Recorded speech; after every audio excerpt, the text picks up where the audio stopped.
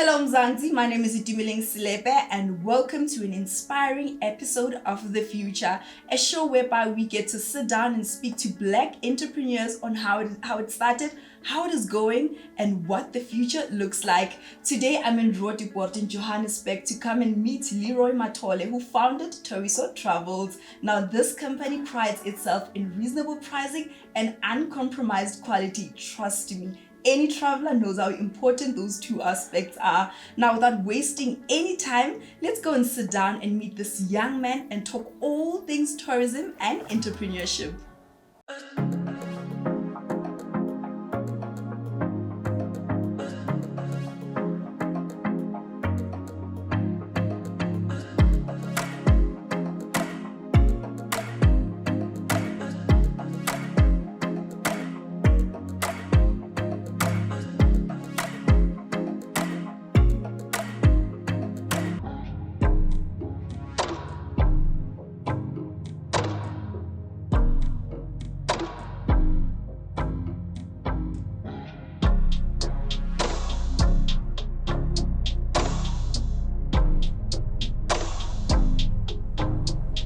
Well, as mentioned, we are currently sitting with the CEO and founder of Touriso Travel, Leroy Mathole. Thank you so much for making time, sir. Thank you very much, Ito. Thank you. Now, before we get to the business of the day on why we are here in terms of the tourism industry and the entrepreneurship side of things, right?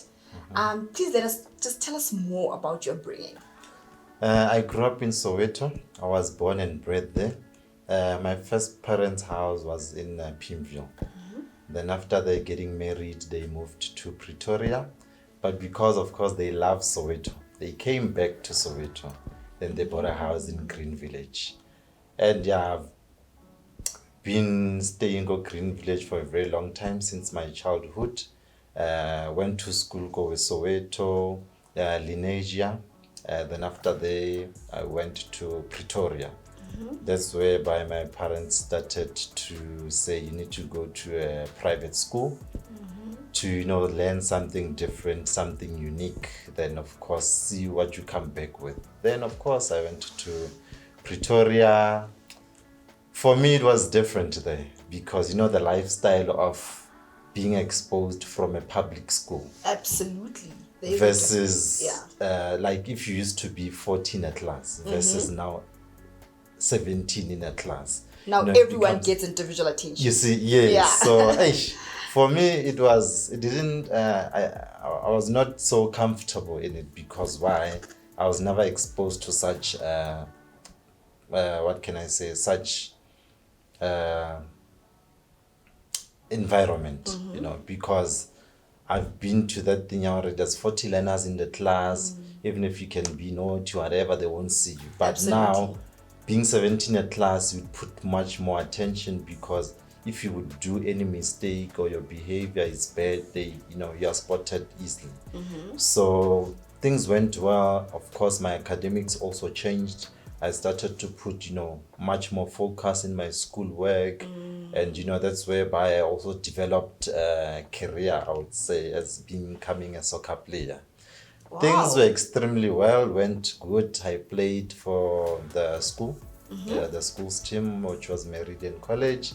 Then I also played for Amadax. Then, of course, when things were going well, within like a period of a year, where I had to get a transfer to go play for Mamelodi Sundowns. That's when things went bad. I got affected by appendix. And unfortunately, the appendix was so bad because it ruptured. So things didn't go well with me again that time because why? I had to be sent back home. So everything, the career shift. Yes, it was such a big thing. I even lost focus on a lot of things. So I had to come back home, stay with my parents, then study school here in Soweto again. So it was more like a drawback. Absolutely. Because now I was now engaging with your top learners, top students, where life was becoming easier for me, and also also developing also some confidence, how to speak and stand for yourself. So I had to come back, push after I matriculated. It's whereby also I said I want to become a pilot. That's whereby the pilot career started again. Well, before we actually get there, right, I just want to touch into the emotional aspect of things as a teenager, when you have to find out that what you love so much, what you're so passionate about, you can never do it anymore. It was very sad because they told me that I have to wait like a period of 7 to 8 years for my wound to heal. So for having such a passion for soccer, then having to be told that you can only play football again after 7 years, it was not so, it didn't sit well with me. So things in the long run changed, things started changing. Then I actually left. The love of football actually fell away. So that's whereby initially before becoming a pilot, I actually wanted to become a lawyer. So from a soccer player to a lawyer, wanting to be a lawyer to wanting to be a pilot. Yes. Can you see that? Wow. I have many talents. Absolutely. It's never too late. You never know. You see, yeah. You never know. But in the long run of, doing research about becoming a lawyer and everything, I was like, I can't always be saving people that have committed a crime. All I know that this person committed a crime and they're guilty. I know, but as time went by, when I matriculated, I actually wanted to become a pilot. Everything was, well planned for me. My parents also had all the things in order for me to become a pilot. Then I was actually in the moment of becoming a pilot, Then things again changed.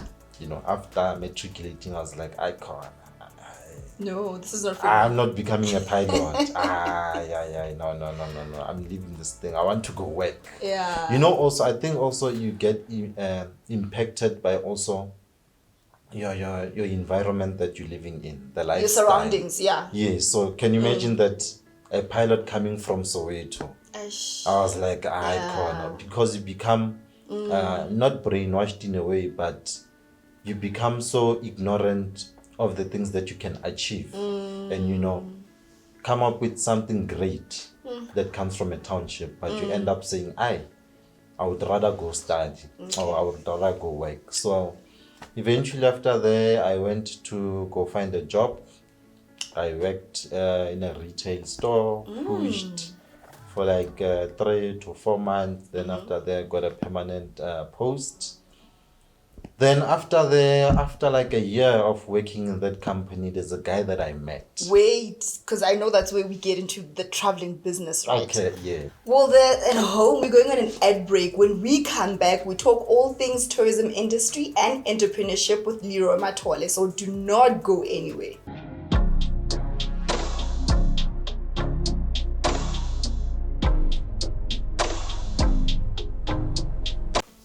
Well, welcome back. If you've just joined us, you're not too late, because we are currently sitting with the CEO and founder of Touriso Travel. Welcome back. Thank you too. Now, how did Touriso Travel come about, and what services do you offer? Touriso Travel started when I was working in Sandton.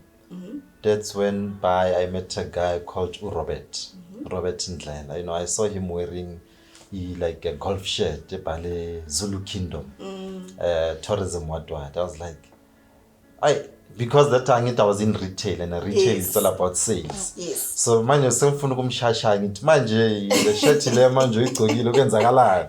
Yeah, but before I actually sell him my product, I had to know him first, because as a salesperson you get to know the person first before you sell the product. Yes. Then I was like, what do you do? I want Jela, that is in the tourism business, under South African tourism and so on. Then that's whereby I became interested. You're in tourism. Tourism, konje, I want to back Badala because you're traveling. Yes. Then I was like, no. There's different types of tourism. Tourism is everywhere. just that people don't know what it's tourism.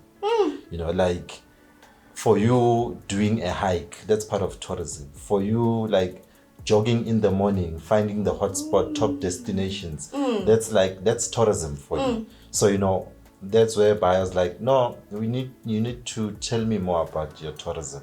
What do you do in this tourism industry? I was like, okay, next week I'll bring you a booklet if you're serious. Yeah.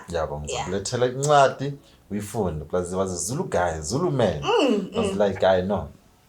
He came the following week, of course, I let her the booklet. Then I went through it like for a month because I didn't know what to do. In the tourism sector, there's a lot of things, like there's a B&B, owning a hotel. So I was like, let me find something that, I'm linked to your nagancane that I can start, but, need divert and making it tourism. So my family used to be in the transportation business. They used to own Amadex. Okay. So after getting to know those tourism but in backgrounds that you can actually start a business, it was like, I know the Amadex Kaya. Let me just link it to the tourism sector. So instead of Josie, itingi link it to that I'm a tourist. That thing where I used to go out with my friends and meet those people at Villagas. That's where I clicked those people actually, that's the people where they come from. So the tourism sector, that's where by now those people come in. It's not just Abilu Munje that come from nowhere. It's travelers, because there's international travelers, there's also domestic travelers. But with you becoming in the tourism space, you need to know what is the thing that you're going to do in tourism. So that's whereby I became a tour operator. Now, there was recently a story making rounds on social media about a woman who had a solo trip in Zanzibar, right? About the unsafety of the hotel that she was booked into. In terms of, for example, if you use a tour operator, like your company, is there anything that maybe you guys can do to prevent such things happening, or it's basically just beyond your control? There is, because if your company, for instance, it's under a certain association, there are a couple of associations that is under, it becomes very slim for a company to become a fly-by-night, because it doesn't want to actually ruin the company's reputation. So for a client that books directly with the tour guide that is linked to a couple of associations, it becomes easier for the client to feel comfortable, because the client can maybe come from and saying South African tourism. We want a tour operator that will book this and us. So those people are the ones that will always put us at the forefront, because we're a registered tour operator that under different types of association. So, but for the ones that are under no association, it becomes tricky, because either or a company can be a fly-by-night. We've gotten a lot of complaints about the person that has purchased the product where the product was not fulfilled. They booked or they paid for a package that is worth like over 80,000, and that company nowhere to be found. So it becomes tricky, but the best advice is always search for the best companies. Normally the best companies will find them under your associations. You get your ASATA, you get your SATSA. So if you book with a company that is under that association, chances of you being scammed are slim, because they don't want to ruin their reputation.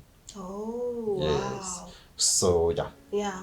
So I looked at your logo, right? And you mentioned that you had it since inception. Yes. And I found it very fascinating that you had an African map. Because I'm thinking, if I'm a tour operator, I'm just starting my own business, I'll probably have like only a South African map to be doing just, local trips and all of that. What inspired the logo? Because there's a man in a spear as well. I know there's a springbok there, which is mostly an animal found in the southern part of Africa. What inspired the logo?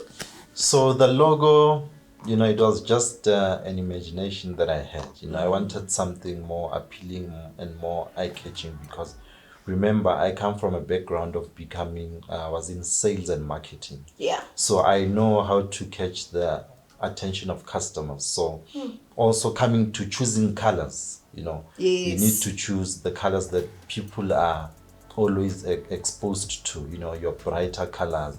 And when designing a map, especially for for a company that is doing tourism, it needs to be automatically linked. When you see that logo has a spear and like maybe your springbok or your big five, automatically that logo needs to show you that no, that company is a travel agent or they're a tour operator. So I wanted to do things in a more simple way so people can understand by seeing the logo that this is what we do before even explaining to them. So I wanted like 30 to 40% of the logo to actually present itself on what does it do. So when you see the Touriso Travel's logo, you can actually see that it's all about Africa. What we sell to you, it's Africa. As much as there are other packages that we compile and sell throughout outside of Africa, but the main attention and attractions that we are selling you, it's Africa. Yes. So when you come to Africa, those are the things that you get exposed to. The man with the spear. That's whereby your Khoisan comes from. People from the Northern Cape, your Khois, that's where it comes from. The Springboks and those big five that you see. It's whereby we actually sell you our big fives. So those are the things that Sure, I really, really loved it. Came imagination. You also mentioned that 70% of your market is from the Europe. From all the way from the Europe. Yes, European market. Why are we not visiting each other around Africa? Is it maybe because of visa restrictions? Because I know if you've got a Schengen visa, you can literally tour the entire Europe. Not really. I think any travel agent or any tour operator, they always want to target the European market because the European market, it's easy to sell, and it's also they purchase in dollars. So we are looking at the rand value. Oh, you see, yes. I see. Europeans mostly they come in groups. 50, 30, depends. 100, 200, and also based on rand value. You see, unlike, for instance, selling a package for Soweto tour for 860, for instance, and selling it to the domestic travelers. It becomes slow to sell because domestic travelers always find it expensive. That 860, I never mean. It can even become less. But on the other hand, it's also not good because why? Since we've discovered COVID, we've been hit very, very, very hard. That time, there were no Europeans. Guess who saved us? The domestic travelers. Sure. So we came up with the what can I say? With the graph where we have to change, the traveler frequency. That now we have to make them 50-50. Domestic travelers 50% and international travelers 50%. Basically, the revenue mix changed. Yes, okay. Because during, as much as we were impacted during COVID, but for us it was actually a turnaround. Because instead of us, I always tell this story to most of the people that I work with overseas, that for us it was a turnaround. The reason why we are not out of business is because of we had to shift, we had to change, we had to think outside the box. We couldn't think tourism anymore because of tourism was out, was dead. Well, I don't know about you, but I already want to book my next vacation. After the break, we are joined by Jabulile, who is one of the employees of Touriso Travel. Do not touch that dial, please.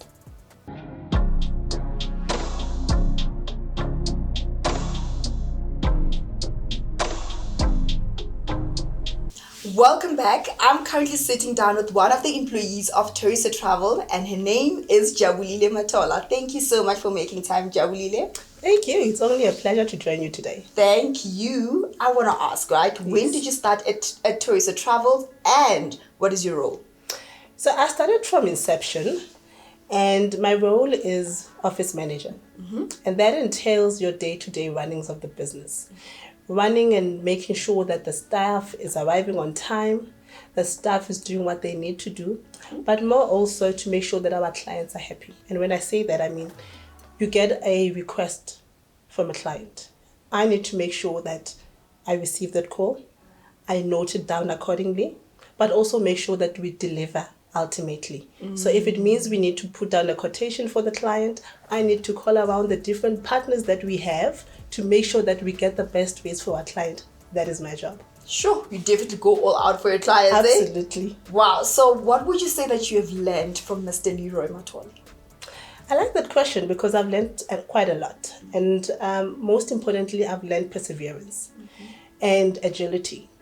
The reason I say that is because at the time that we were most hit by COVID and the industry was really at its low time, he managed to think on his feet.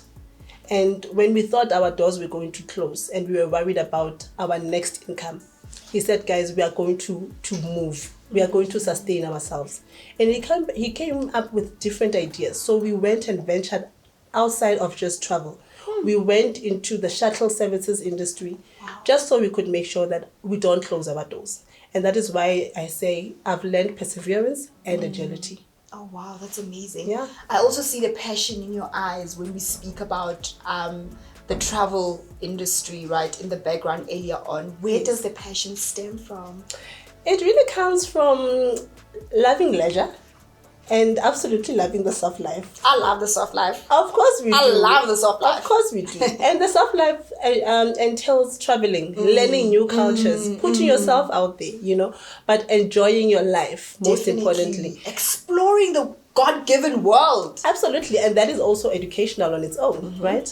So that is where it stems from. But I think when I met him, the liking of the industry grew, because then I realized that it was not just about the leisure. This could be a business, a profitable for that matter. So his passion basically just transferred to you. It did. And I was there thinking, you know what? I'm supporting this initiative. Let's hit the ground running. Okay. You spoke about the soft life, the leisure. Yes. Where are the current hotspots for the soft life? Because I am there. The current hotspot is Artis, if anything. And I must say, because local is like really, let's explore local. But also because we just came out of a pandemic, our budgets are not going to take us very far, right? So let's enjoy local. But I must say, Artis, as I've mentioned previously, Maldives Reef, I must say as well, it's a beautiful scenery. And the Naisna is still another hotspot, I just want us to move away from the overpopulated areas, or the ones that are so common, your Cape Town, your Durban, let's move away. There's a lot to see in Joburg, Vilagaz is still my favorite, but I'm sure every Joburger has been there, right? So I would say Upside Down House in Artis, the Romans Bridge, let's go, let's do that. Okay. Yeah. That's nice. So I also want to ask, right, if I want to see the Big Five, do I really have to go to Kruger National Park? No, you don't. There's smaller private lodges, and one I would mention Dinokeng Game Reserve. It's got the Big Five, and the beautiful thing about the likes of smaller private lodges is that you will definitely spot your Big Five. That is true. Yeah, absolutely. Because there are some people who go to Kruger National Park, but they only see like 3 of them. Only 3 of them, five. unless you're going to spend a whole lot of days there, right? But in a smaller area, your tour operators in that space, they know exactly where to spot them. They know how to follow their trails. And that is why you'd want to do a smaller private game reserve to spot your Big Five. And I'd recommend Dinokeng Game Reserve.